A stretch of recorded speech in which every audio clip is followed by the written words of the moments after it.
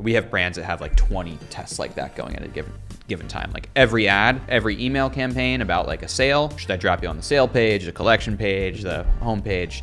Have you guys played around with that? What's worked for Obvi? Recently, we've been doing a lot more tests around this, especially around like product launches. I don't think the PDP really cuts it, for supplements at least, right? I mean, we're acquiring customers and sending them to a landing page, very specific, educational about the product, boom, go buy. Welcome back to another episode of Chew on CRO, a limited edition series by Intelligems. I am here today with my co-host Drew from Intelligems, and today we're going to be talking about ways that you can boost profit on your e-commerce website. So this episode is not going to be any fluff whatsoever. We're going to talk about very specific tests that you've seen clients have run that have moved the needle in several ways, and then I'll chime in with some of the tests that we've run at Obvi that have really helped us increase profit per session, lower our CAC, and has allowed us to scale our business. So I'll pass it over to you.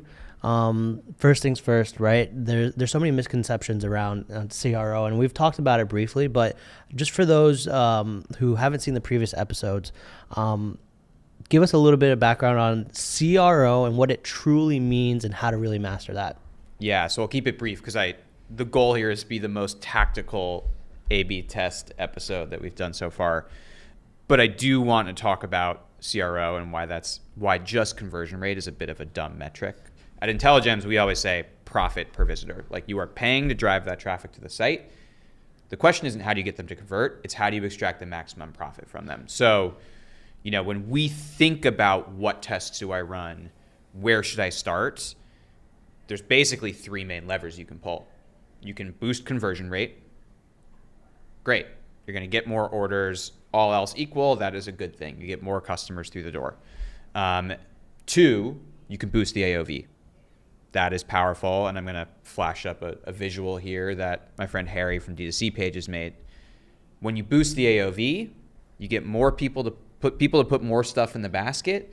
You are generating extra profit on that order because your shipping cost is basically fixed. You've already paid to acquire that customer, so it is gravy to get them to add more to the cart. Right. And then the third big lever is you can improve your margin percent. So you can change your pricing, find a better spot there, do a better job on promotional strategy, but kind of change the underlying margin profile of the orders. Right. And so when you're considering tests, like, great, change the button color, boost conversion rate, but I always encourage people, think about those three levers. Right. And a given test type maybe you tried a new higher shipping threshold.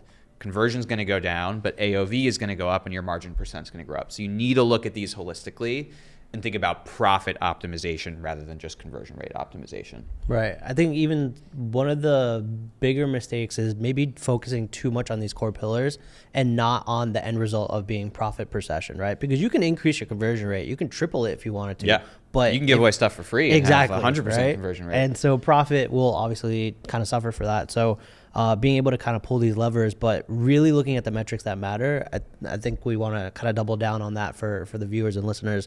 Always look at the end result and not just the front end metrics. Yeah.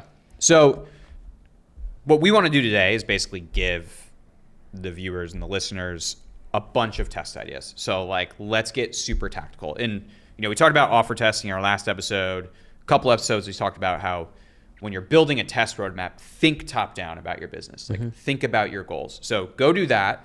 But then we're going to go through, I think we have 15 or 18 different tests. You have a bunch that Obvi has ran. Yep.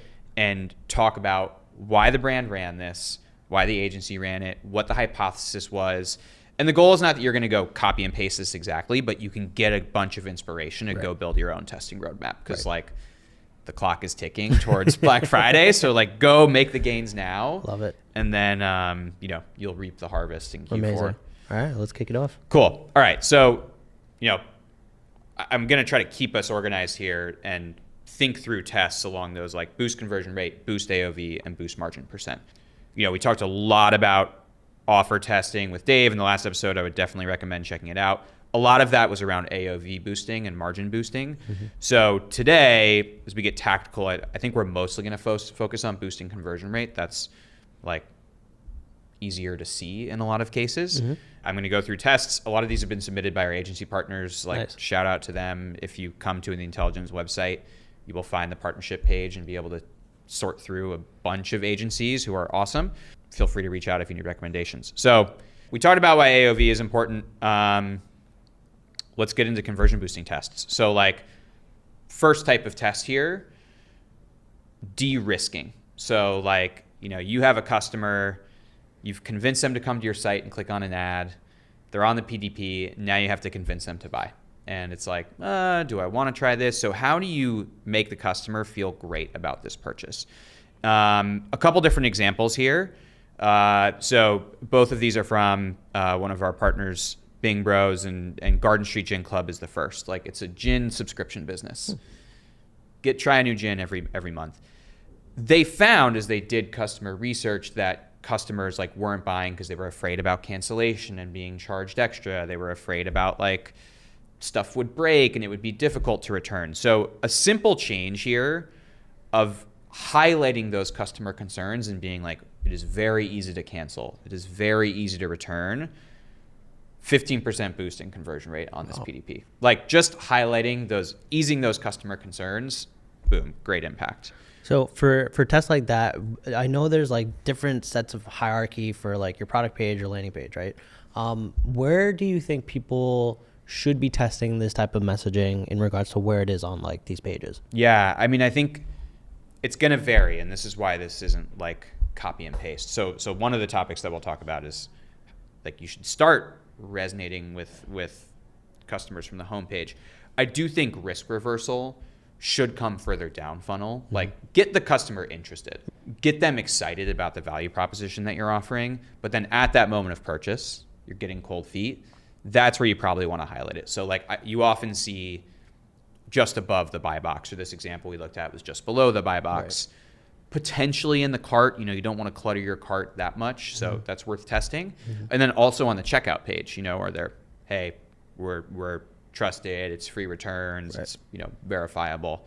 But down funnels where you should get more aggressive about de-risking and risk reversal. Makes sense. There was one thing that we actually tested, and if your brand can allow this, is I see brands go with the 30-day satisfaction guarantee, money back guarantee. If you can do it, why not do 90-day, right? Just to get that, instill that confidence just a little bit more. Obviously measure what happens with returns, but if you have a product that you're selling that has a 30, 60, 90-day supply and you're trying to push the 90-day supply, they should have a 90-day money-back guarantee. So keep it in line with how much product you're selling and things like that. And go look at your data. Like, what you'll probably find if you offer a 30-day guarantee, most of the returns come in the first 7 days, 14 days. So it is going to cost you very little to offer those extra 60 days. Right. Like, it's going to make it look way better to the customer, but very few people maybe actually be making the returns and the complaints from day 30 to 90. Okay. So yeah, see where you can like get an edge. Another place, like another common risk, this is, more for apparel, but is then fit and size. Like, am I going to have to return these? Is this going to be right? So another one, from Bing Bros, this is on braceability. They sell these knee braces, a whole bunch of types, and like sizing is often a concern for customers. How is this going to fit? They had a video that is only 60 seconds and is very helpful. And as they looked at their data, they found that people who watched the video were way more likely to convert, because it was just like, oh, great, this is going to fit me. I know what size to order. But it was buried, like people often didn't find it. They were worried that it was long. So again, they used data to develop this hypothesis of like, we know people who watch the video check out more and return less.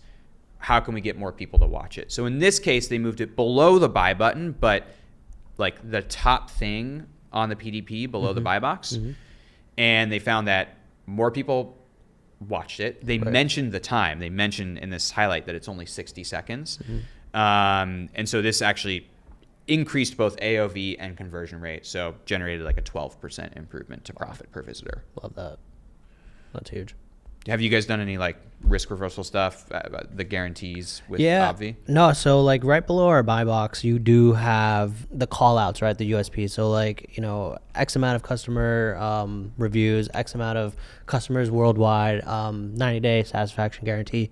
All those things that are super important where it's like right before you click that add to cart button or buy now, I want them to see that like one last thing of like confidence booster. So I agree. I mean, for those who are kind of like, they just have a simple buy box, it's just a simple CTA button, like just layering in that like one liner, I think is very important. And if, for a brand like this where you do have that video explanation and understanding, okay, well, what is the data saying? Like, are people interacting with it? Should I move it up and down? Like that in itself is a whole other discussion of moving elements. But that one in particular is again, to your point, it's de-risking. And I think brands need to maybe focus a little bit more on why people aren't buying and kind of addressing that in very subtle ways. Yeah. There is that like little bit of tension of, you have to convince customers they're in the right place and they have the right product. And that's like, the next example is about social proof. Like Sunday Scaries,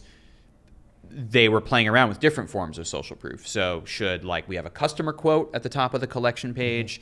Should we have, publications that have approved us at the top of the collection page? In their case, it ended up being that the publications boosted revenue per visitor by 20%. Nice. So, you want to convince customers they're in the right place, you have the right thing, but you also want to reduce friction on the way to checkout. So that's always like the tension. And part of what Sunday Scaries found was there was a little bit too much above the fold before you got to the product. So part of this was like, what's the right thing to show to customers, but how do we also not overload them with information before they get to the product? Yeah. Because it's the way I think about it is like, I have to help you find the right product, and that's going to be really important if you have a high SKU catalog. We'll talk about that a bit. I have to convince you it's the right product to you, and that's risk reversal, social proof, getting you excited, maybe some things on the buy box, and then I have to grease the wheels to checkout. Like, I cannot be getting in the way of you executing that purchase once your mind's made up. So on that topic of like getting people to the right product, especially for higher SKU catalogs, like you have to think about how do you make navigation and product discovery more easy. And I mean, we could spend a whole episode on this. Just on nav, right? What's the right way to sort your collections? Should you sort it by like highest profit per visitor? Should you sort it in a personalized way? Nav bar tests are one of the most common tests that we see, just of like, what buttons do people click on? What does that drive revenue? I think heat map software are like really helpful for understanding that nav bar impact. This is an example that came from CRO Gurus, one of our agencies, on Xsuite. It also applies in the PDP. Like you may have a lot of different variants for a given product. Like I, as the customer, land on the first version of this PDP. There are like multiple groups of colors. I'm not sure, are they going to be different prices? What's the size? Like it's a bit overwhelming. Right. And what they decided to try was, let's compress the information a bit. The customer doesn't care really if this is limited edition or a core color. Let's just make it easier to select and like bring the sizing up above the fold. Right. That's above the fold is also a whole discussion of go pull up your test and your design on a phone and see what is actually going to be visible on your device. And they found that by doing this, by simplifying those options, pulling reviews to the top and like getting the size selector in there, they're actually able to boost conversion rate by 30% of the people who landed on this product page. Wow. You should always be looking at those funnels and like, where are people falling off? Which products are getting traffic and not being purchased? Which are converting a ton of their traffic, and hey, maybe allocate more there. So this is like a small example, but thinking about nav is generally very powerful. Yeah, I think one of the bigger tests that we did and have done in the past is like, to your point, just kind of redoing the layout of navigation, recategorizing, certain SKUs in different collections. But there's one test that we ran, which is almost like a no-brainer, but not a lot of brands that do have a bigger catalog do, is coming up with a collection page that is a bestsellers page and having that right in the nav itself. Yep. So when we actually created this bestsellers page, we took all of our categories, put it on a collection page, and here's our top 3 products per category. So when you're scrolling through, you're like, okay, well, for hair, skin, and nails, these are the top 3. For hormonal issues, these are the top ones. So you guys actually had that broken out. Yeah. Hair, skin, and nails. Boom, Exactly. Next row. Exactly. So not only are we showing you, hey, you're here for the first time, here's exactly where you should be looking, but here's exactly the products within the certain pain points that you're having all listed out for you. And we ended up putting that in the first position in our nav, and I believe we saw a 20% increase in conversion rate just because it was easier to get to the product that they were looking for, because they're like, all right, cool, I'm new to the brand. What's the best that you got for me? Yeah. Let me try that first before I try anything else, right? It's like going to a restaurant, right? The waiter's going to suggest what's the best thing on the menu. You have a list of 100 different things. I'm going to go with the suggestion first. So that, in my opinion, if you do have a somewhat larger catalog, literally tell them, hey, these are our best performers, best sellers. Try them first. Yeah, it's like another form of social proof. Exactly. And helps with that discovery. Fewer clicks is always going to be better if you can help me find the stuff. Right, exactly. On convincing the customer they're in the right place, you should know your value propositions, or, they're always evolving. How do you just highlight those as cleanly as possible? Like, why are people buying this from you, and how do I reflect that? And so, the very simple example here, this is a shoe company, and they have, they're supposed to be comfortable. They're supposed to actually give you a bit of extra height. They know that that's why people purchase. Actually, just making that more legible on the product page generated like a 35% increase in conversion rate. Because it was just, this is why people clicked on the ad. Let's repeat it back to them. Like, you are not going to lose customers by repeating stuff over and over again. Right. And this one, like, they're saying the same thing, but it was actually just in kind of like not a very legible format. Right. They were trying out icons, and this is now a list. So play around with it. I mean, you can play with messaging, but then you also should make sure that that messaging is really visible. And the more that you can echo what you said in your ad, with then what shows up on the first page they land on, with what shows up in the PDP, the better off you're going to be. Like, consistency is really key. Right. We have like 2 tests around this, which have helped kind of increase, I guess, like you said, legibility, right?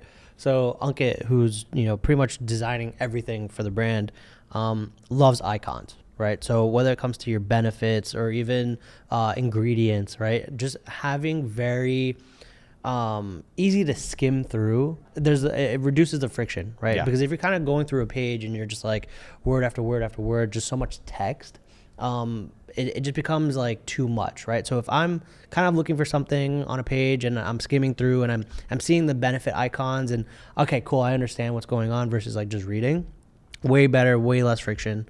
And then within that, being able to prioritize the order in which they're being shown, right? Yep. So benefits are such a huge thing on, especially for supplements, right? So if I don't have the right benefits listed, right, and it's not in line with what my ads are saying, this and that, then it's like you get to the product and it's like, well, is this even for me, right? Yep.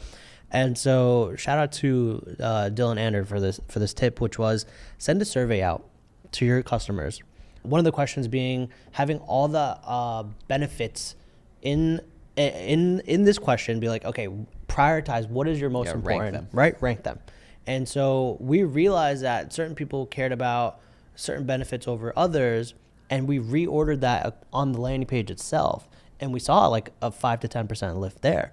And so it helps understanding, like, you may think, okay, well, I believe that the most important benefits are X, Y, and Z, but your customer may feel like it's ZYX, right? And so being able to take zero-party data from your customers, ask them what they really care about, go back and implement that back into your landing page. Again, use some nice icons, make it very easy to read. There's very easy boosts you can get from just doing that. Yeah, and just echo it over again. over again. Yeah. On that topic of figuring out the benefits and the value props that people care about, a test that one of the most common tests that people run, and the answer varies a lot, is should we run traffic to a landing page or to a home page? And there's a ton of different variations here. Like, this starts getting into, it's kind of a cross between I want to convince customers, the landing page is a chance to educate them and get them to buy, but it also is limiting options and like giving you a cleaner path to checkout. Right.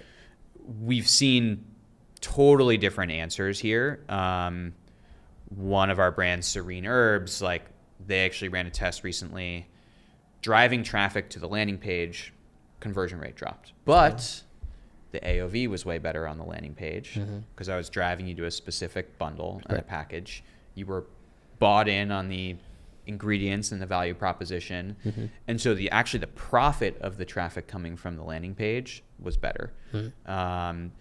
We've seen both. Right. You know, a landing page does offer an opportunity to really hit home your like value propositions. And I think, you know, if you have ads running for a specific SKU, or if you're you really have a clear hero product, landing page is probably going to be the best one because you can reduce optionality versus, hey, you know, if I have a bigger collection, this person needs to discover the right product, maybe I drop you on a collection page or maybe I drop you on a home page. And I mean, we have brands that have like 20 tests like that going at a given time. Like every ad, what's the right type of page to land them on? Every email campaign about like a sale, should I drop you on the sale page, the collection page, the home page?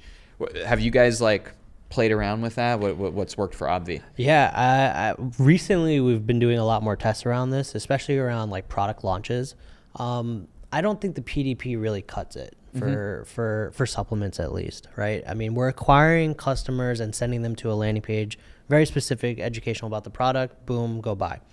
Now, when we're launching a new product altogether, you almost have to treat your customers as new customers because this is entirely new product. There's education that is revolving around it. And so instead of sending it to a PDP, which is almost a little bit basic of like, here's your PDP images, here's your supporting images, here's like the benefits of like in bullet points and like that's it, there isn't enough to kind of convince them to buy. And so in my opinion, we missed the boat on doing it on previous launches, but ever since we started implementing it now over the last few, it's been a lot better, right? People are able to kind of understand the value props of the new products. We've also been including like, okay, well, what products does it work well with? So, you know, those questions that come up of like, oh, well, I take this Avi product, can I take it with this? And it's like, you have everything on this main landing page. And so I think it opens up this massive discussion around like retention marketing, which is you use landing pages for acquisition. Why aren't you using it for retention? And so I think that's one of the few tests that we've been running.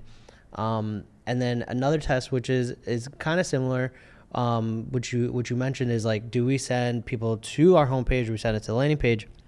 What we actually just recently tested was our homepage banner is our main offer that we push on Meta, right? Our flagship product, naturally, which if you click on that, it goes to the product page. And we figured, well, why have we built a landing page?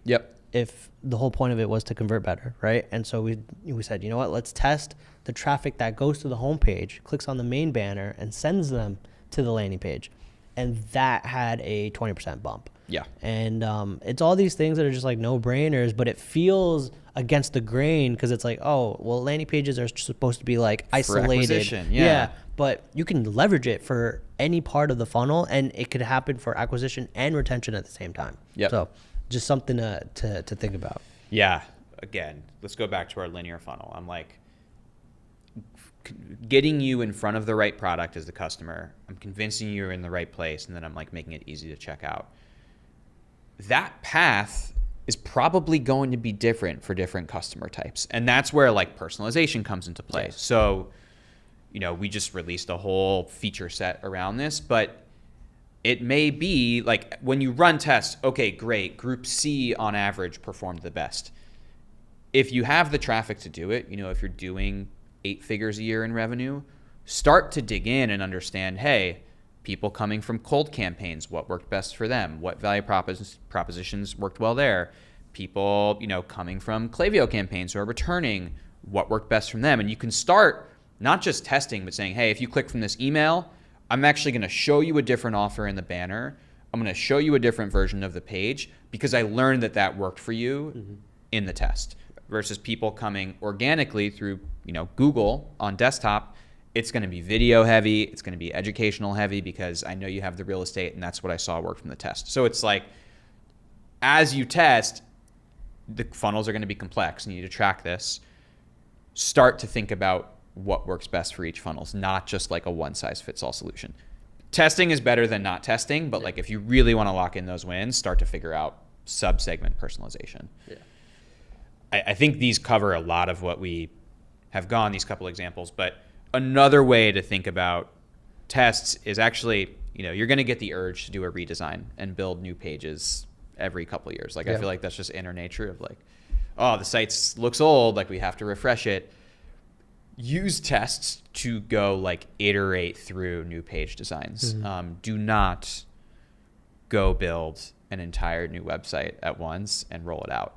So I have a couple examples of like iterative page launch tests that people have run, where they're kind of building one page at a time and seeing what works. So another one of our partners, VaynerMedia, on the brand Spirited Paw, they were kind of building out new pages one by one. The page on the right, the new one, like this was the result of several tests of, hey, what is working?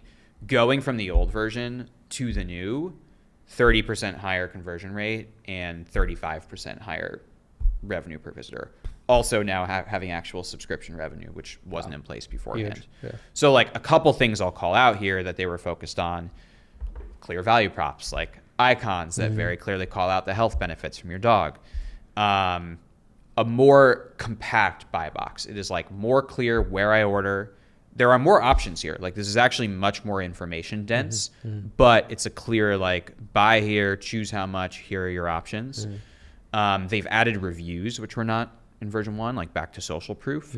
So, this was the result of probably 6 or 7 tests. They weren't just like, here's the new PDP, let's roll it out, but performed really well.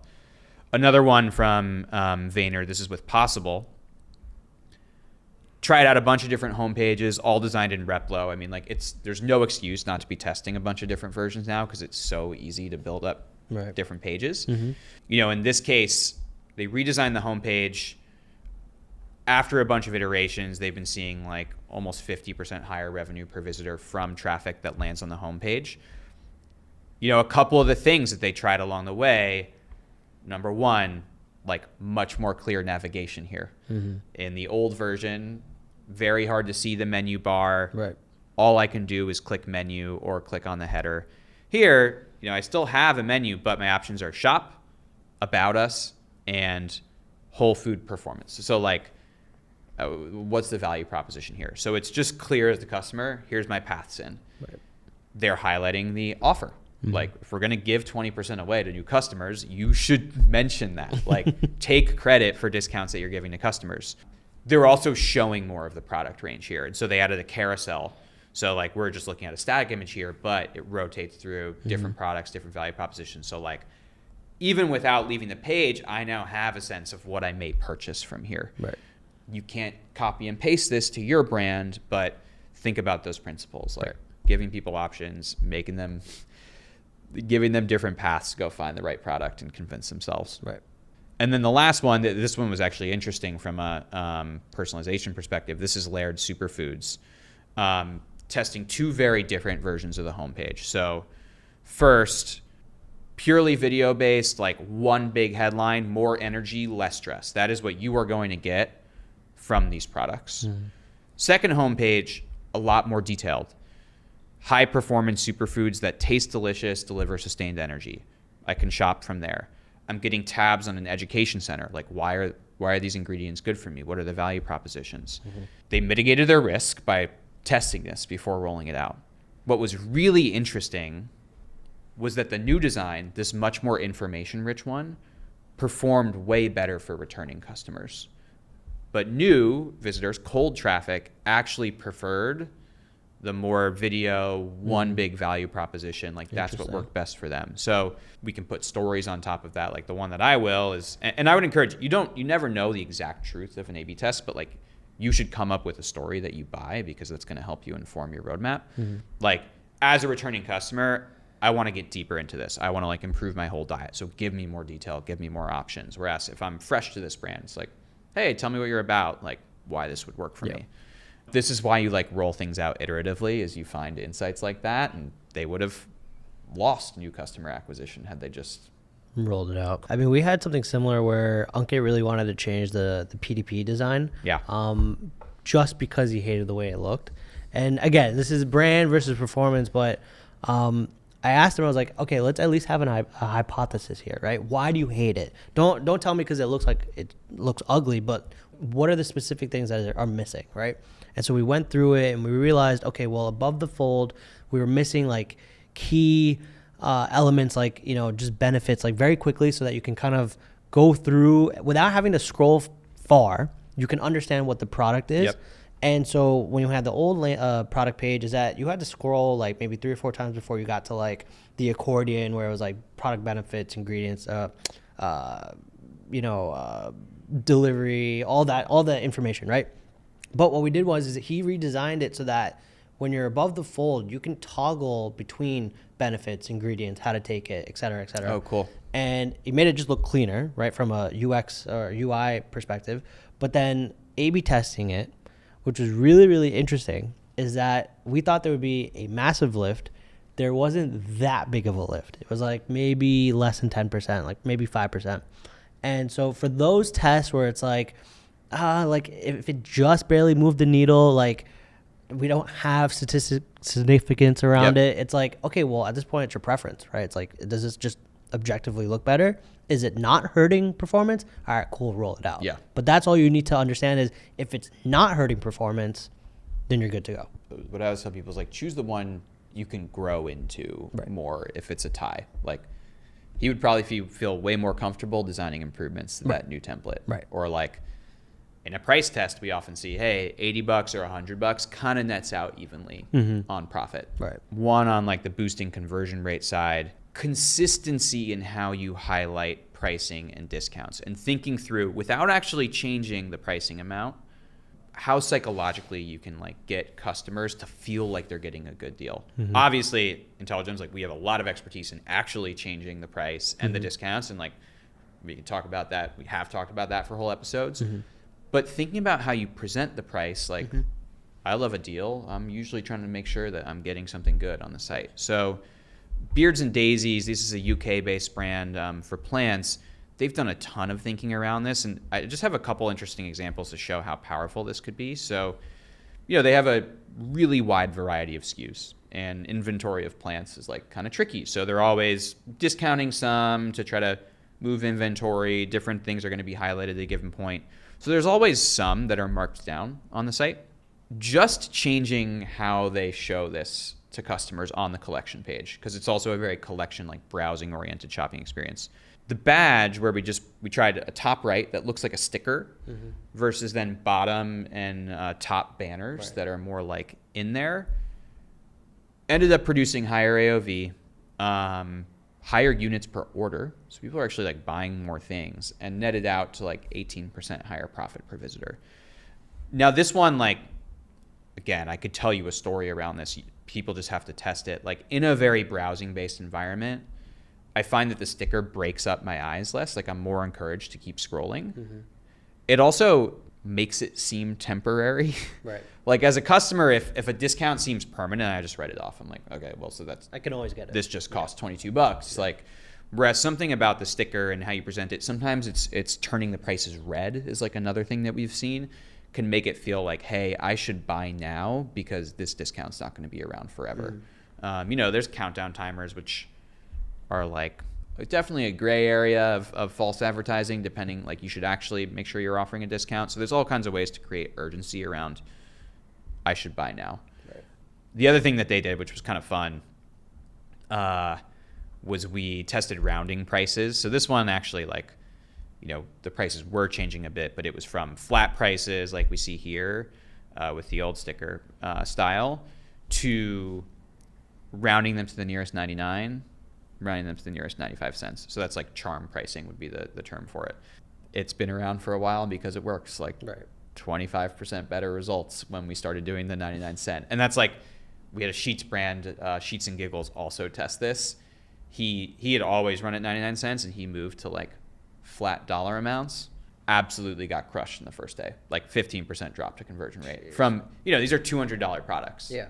And that 1 cent difference. Yeah. Again, there's brand considerations. Like people say that even prices come across as more luxury, which may be true, but like, go try this. Go like think about how a customer would perceive the price. And if you're going to give a discount, emphasize that every step along the way. Like find ways to, and we can help with this, like pre-fill the discount, automatically apply the discount. Don't put a code in there. Like you're just adding more steps for the customer to actually put together that they're going to get a lower price. Yeah. I mean, that's one tip I give everybody is if you have a code, don't make them copy and paste it. Literally automatically apply it, especially if you're using codes that are like completely randomized, right? They're not going to remember that. The other thing is on our landing pages, testing directly to checkout. So not even opening up the side cart, like buy now goes right to checkout. Yep. And that always, in our opinion, we've seen a lift 9 times out of 10. So those are the 2 things I would highly suggest doing, which are very easy to implement. Totally. And then one thing around pricing, which I'm not sure if you're about to get into, but price anchoring has been such a massive unlock for us in terms of increasing AOV without sacrificing conversion rate too much, right? So if you are, maybe in supplements or you're offering multiple quantities of the same product where if you're showing, a price for a 1 month supply, then the price for a 3 month, then the 6 month, if you actually just reverse the order and the customer sees the higher price point first, people tend to actually go for the middle price more often, which will increase your AOV. It will decrease your conversion rate slightly, but this is why we look at profit per session to see is this actually netting out more, right? And so one of the tests that we did run is our AOV is around, it was around $67, $70, reversing the order, right? Or even just showing the higher price first, increased our AOV by $20. So it went to 90, right? Granted, again, conversion rate dipped a little bit, but you're just working with so much more margin now that not only can you afford a higher CAC, you can spend more, you can bid more, whatever it is, but your profit margin is way more and you're adding way more contribution. So that's a big test that I tell people. Just it's easy. Like if you have a product page, just make the default the higher price point item. Or if you have 2 bundles, add a third at a higher price point. Exactly. All of a sudden the second one looks great. It's like the good classic, good, better, best. Exactly. Those are easy tests that anybody can implement like right away. Totally. And I cannot recommend enough to listen to the last episode with Dave if you want to dig into offer testing. But huge. Yeah, I mean, this is an example. I'm jumping ahead here from our partners at Power Digital, so Ned. And same thing, complicated buy box for the skin brand. Couple different options. There's subscribe and save. There's one-time purchase. You can buy, product A, product B, or a bundle of both. Flipping the order, changing for it to be default opt-in to that highest price, changing actually whether one-time or subscription was selected first. Bunch of iterations on that. Like this PDP started generating $10,000 extra a month in profit, and a lot more subscription uptake, which is like gravy, all LTV. So that's the one thing I tell people though. If you're offering subscription, test it, because we've tested this so many times. If you default the subscription option, it actually doesn't hurt conversion rate at all. Yeah. And so you're actually adding way more subscribers. People are okay with clicking on one time to go and buy just the one time, but it's a no-brainer test to just, I think people are scared that, if I put this, they're going to think it's subscription only, like I'll lose, customers. You really don't. There's no downside to just testing it, because it doesn't hurt at all. And track the LTV on that. I mean, that's where I was kind of cheating in the framework of boost conversion rate, boost AOV, boost margin percent. Like there is a fourth dimension of boost LTV. Okay. And if you're running a subscription test, go track the LTV. Like you're probably actually going to take a hit on AOV because you're giving a 20% discount or 15% discount, but like go see how that plays out over the long term, because it's probably going to be positive. Right. And yeah, just to pick up lastly on the thing about code auto applying, like I cannot emphasize that enough. Yes, you may make some money from breakage if you force people to enter the code. It's just going to result in more customer service tickets. There's also ways of doing it now, and people can talk to us about it, where you can actually, for specific segments, if you clicked on this campaign, we are going to automatically apply a discount, but it's not going to be a code. So nothing to leak. There's a lot smoother ways of doing it now than just throwing up a code in the banner. Yeah. All right, I do want to get to some AOV boosting tests in our last section here, and maybe we need another episode. So like the cart is probably your best place to go think about boosting AOV. There are tensions here. The cart is also the last step before checkout. So it's always a question of like, I'm adding some friction, but I also have people's eyes and I know what they've added to the cart. So I have a lot more information about you than when you first landed. So this is a pretty big brand that came through our partner, the Beyond Group, where for a long time, it's kind of like a supplement. They had one hero product. So it was like landing page, buy now, straight to checkout.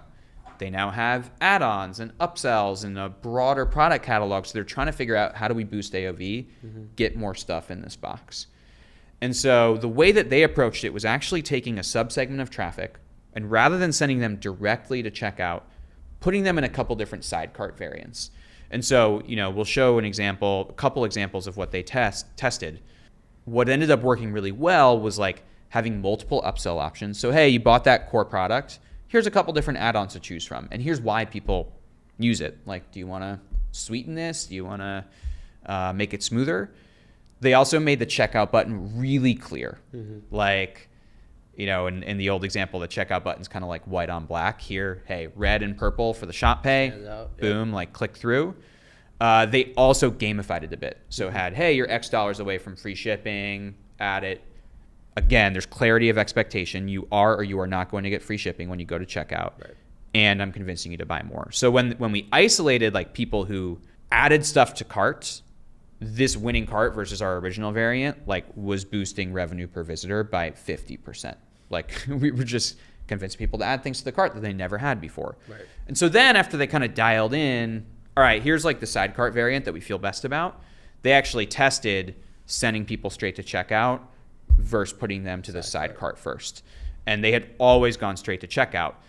What they found was like there was a bit of tension with conversion. Like conversion rate definitely didn't go up, but they had an increase in subscription revenue, an increase in AOV, and ended up with like a 13% improvement to profit. So net, like that worked really well. Right.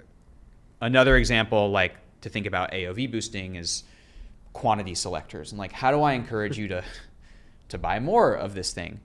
So this is another brand from our partner Bing Bros. And they had a kind of classic plus, add 4, add 5. They looked at the data, and this is why you look at the data when you design a test, and realized no one ever bought more than 2. So they said, screw it. We're going to give up on people buying 3 and 4 and 5 and 6, get rid of the plus minus button, and just add a second checkout button that says buy 2, save 15%, straight to checkout. And by making it simpler to buy 2, all of a sudden a ton more people bought 2. So this was like $600K of extra profit for the year, just because like all of a sudden 30% of people started opting into buying multiple. It's a product that like very clearly made sense to have multiple of, but it was kind of lost in the noise that the volume discount was available. Right. So I mean, there's all sorts of like, and we've talked about this in the past with different bundles, but like, how do you structure upsells and bundles and different quantity amounts and gamify that to convince people to put more in the cart? I'm just going to be banging through because we're getting to the end here. Shipping insurance is a really popular one that people have tested. Like it adds to the AOV, it adds margin.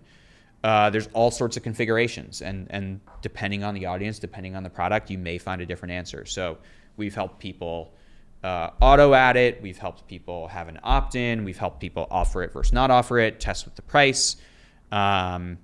And so this is one that like we've seen it win, we've seen it lose. It's worth testing for your brand because like when it wins, it can definitely add margin straight to the bottom line. Right. And then lastly, I mentioned this, but like think about how to gamify your cart. Like what can I do a gift with purchase? Can I do a tiered discount? Can I use the free shipping threshold creatively?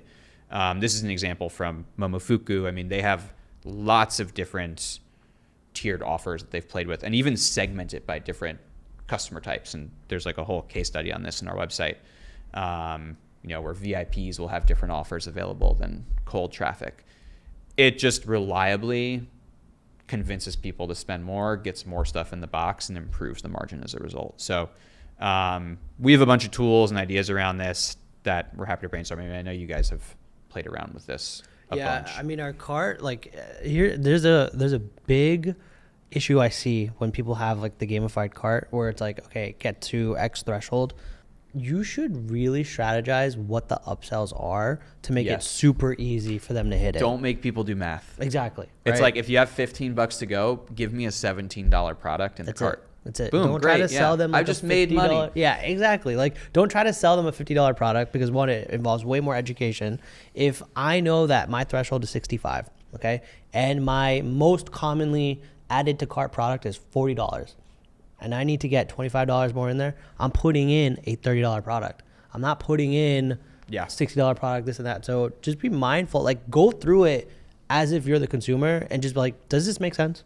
Yeah, because if I'm such a sucker for free shipping, but I don't want to spend that much more. So in that case, it'd be like, okay, I need to spend $29 more. There's got to be a $30 product on this site, right? And then I'm going in the collection page, and then I'm clicking around. You're and getting then I away get from the end goal. A Twitter notification, and like all of a sudden I just like bounced. Yep. And you lost me because I was trying to do math and like over optimize as a customer. Right. Whereas we were just like, just give it to them. Yeah. Boom. Right great. there. Right in the cart. So yeah, I mean, like we didn't cover a lot of the AOV boosting stuff, but there's all sorts of tests to run there. So we covered a ton of tests, right? And if you guys out there don't implement a single one of these, then it's on you.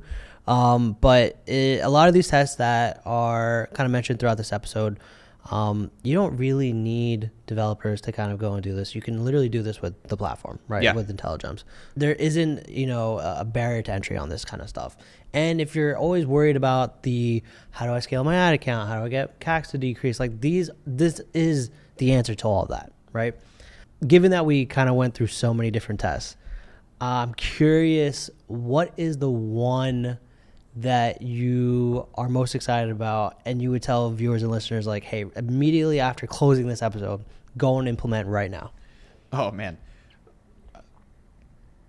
I would go try to figure out how to get people to buy more of your top product. So put an upsell in the cart, put quantity selectors in there. Ironically, like what we didn't cover because we talked about it in past episodes, price testing. That's usually my number one. It's like just go try raising your prices 10% because it'll go straight to the bottom line. But similarly, like driving quantity and AOV, it's going to lead to extra margin. And yeah, it's never been easier to set up this sort of thing. Like start with goals. Mm-hmm. What metrics do you want to improve so you have something to aim at? Then go use ChatGPT to give you ideas for new copy. Go have someone watch someone go through your funnel and get ideas about what might work better. Start logging those, and then you use a heat map, use data. You don't even need to get that advanced. Just start testing it. You can go in Intelligems, you can or a bunch of tools, no code, make a new version of your PDP in Shopify. You can start having data within 2 minutes of downloading an app. So just start and see what happens. Because a failed test, you actually learned something. Right. So just roll that into your next one. Chew on that. If you want more from us, follow us on Twitter, follow us on Instagram, follow us on TikTok, and check out the website, chewonthis.io.